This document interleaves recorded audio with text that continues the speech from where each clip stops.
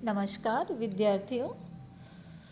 कल के लेक्चर में अपन ने नायिकाओं के 20 स्वाभाविक गुणों को, आभूषणों को, भावों को पढ़ा था। आज अपन नेता के जो दूसरे कार्यों में सहायक हैं उनको देखेंगे कि राजा के या नायक के सहायक कौन कौन से होते हैं। मंत्री स्वयं वो उभयं वापि सखा तस्यार्थ चिंतने। नायक के श्रृंगारी सहायकों का वर्णन तो पहले किया जा चुका है। अब उसके दूसरे कार्यों के सहायकों का वर्णन करते हुए आचार्य धनंजय लिख रहे हैं कि मंत्री स्वयं वा उभयं वा अपि सखा तस्यार्थ चिंतने। नायक के धीरोदात्त आदि नायकों में जो धीर ललित है उसके समस्त कार्यों को मंत्री के ही अधीन होती है। वा उभयम अथवा नायकों की सिद्धि मंत्री और स्वयं दोनों पर निर्भर करती है।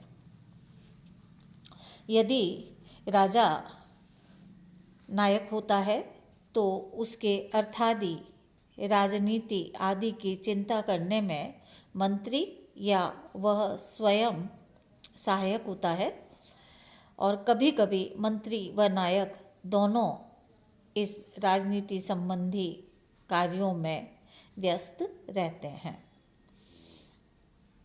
मंत्रिणा ललितः धीर उदात्त इत्यादि, धीरोदात्त आदि जो नायकों के 4 भेद हैं उसमें जो धीर ललित है वह मंत्रिणा, उसके समस्त कार्यों की सिद्धि मंत्री के द्वारा होती है। और शेष जो है धीरोदात्त, धीर शांत और धीरोद्धत, उनमें मंत्री स्व आयत सिद्ध है, मंत्री और स्वयं दोनों पर निर्भर करता है। यहाँ यह स्पष्ट है कि धीर प्रशांत के संबंध में यह बात लागू नहीं होती है। अब यहाँ पर नायक के धर्म सहायक कौन कौन होते हैं उनको बताते हुए आचार्य धनंजय लिखते हैं, ऋत्विक पुरोहितौ धर्मे तपस्वी ब्रह्मवादिनः। धर्मे नायक के धर्माचरण में ऋत्विक अर्थात यजनकर्ता, पुरोहित तपस्वी और ब्रह्मज्ञानी, ब्रह्मवादी न ब्रह्मज्ञानी, ये सहायक बनते हैं। दुष्ट दमनम दंडः, दंड कहते हैं दुष्टों को दमन करना, दंड है। तत्सहाया, और उसमें राजा के कौन कौन सहायक होते हैं इसको बताते हुए आचार्य धनंजय लिखते हैं, सुहृत कुमाराट्टविका दंडे सामंत सैनिका।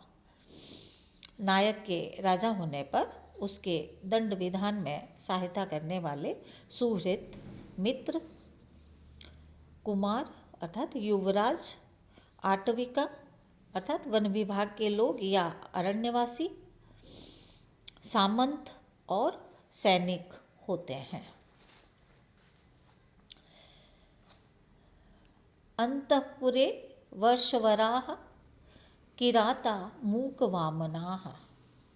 अब उस अंतःपुर में अर्थात राजा के रनिवास में कौन कौन व्यक्ति अपना कार्य करते हैं उसके लिए कहते हैं वर्षवराः नपुंसक व्यक्ति, किरात मूक, मूक मतलब गूंगे, वामनाः और बौने व्यक्ति को कार्यों में सन्निवेशित किया जाता है।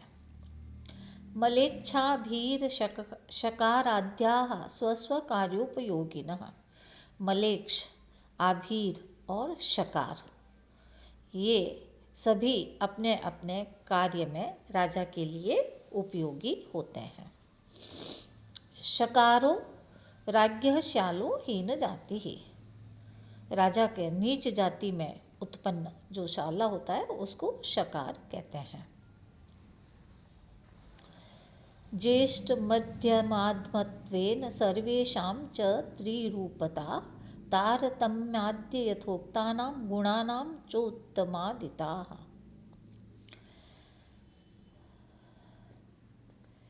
इस नायकों के भेद को पुनः बताते हुए कहते हैं कि ये सभी नायक आदि ज्येष्ठ, मध्यम तथा अधम के भेद से 3 प्रकार के होते हैं। ज्येष्ठ, मध्यम और अधम के भेद से 3 प्रकार के होते हैं। इनमें उपर्युक्त गुणों के तारतम्य के आधार पर इनकी यह उत्तमता, मध्यमता और अधमता निर्धारित की जाती है। इस प्रकार नायक, नायिका, दूत, दूती, मंत्री, पुरोहित आदि सारे ही नाटकीय पात्र उत्तम, मध्यम व अधम रूप में 3 प्रकार के माने जाते हैं। यह उत्तमत्वादि कोटि निर्धारण गुणों की संख्या की कमी या अधिकता के कारण न होकर गुणों की विशेषता के तारतम्य के आधार पर स्थित है।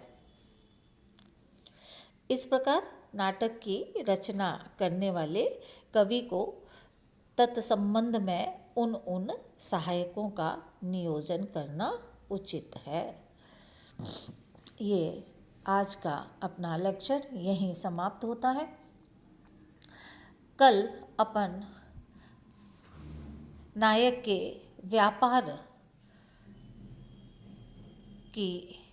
व्यापार को अर्थात नायक का वर्णन करने पर नायक के व्यापार तथा उसकी तत्संबंधी वृत्ति को पढ़ेंगे। धन्यवाद।